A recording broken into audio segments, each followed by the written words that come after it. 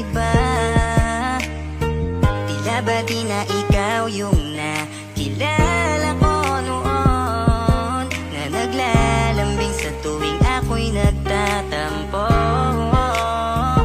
Dapat ba na matanggap ko na tayo lamang ay pinagtagpo nang hindi sinasadya?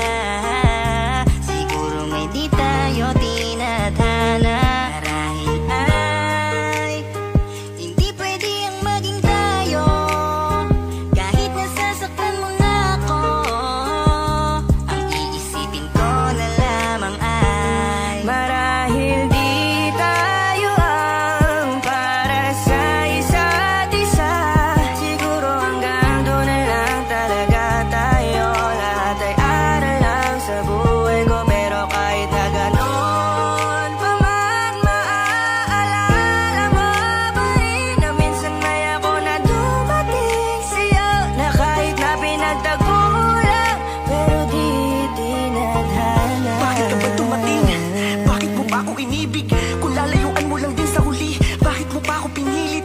Ayoko nito, kung kailan napapamahal na sa'yo, tsaka mo sa akin sasabihin na nagkabalikan na pala kayo. Ano ba ako sa'yo?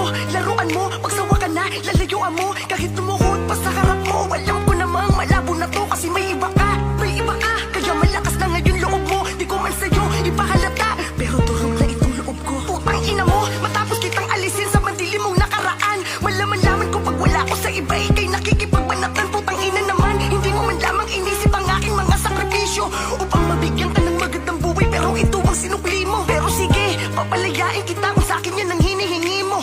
Huwag kang mag-alala, lahat ang binigay ko sa'yo ay hindi ko nababawiin. Lilimutin na kita dahil yun ang tama. Marahil ay pinagtagpo lang tayo, pero hindi tayo tinadhana. Marahil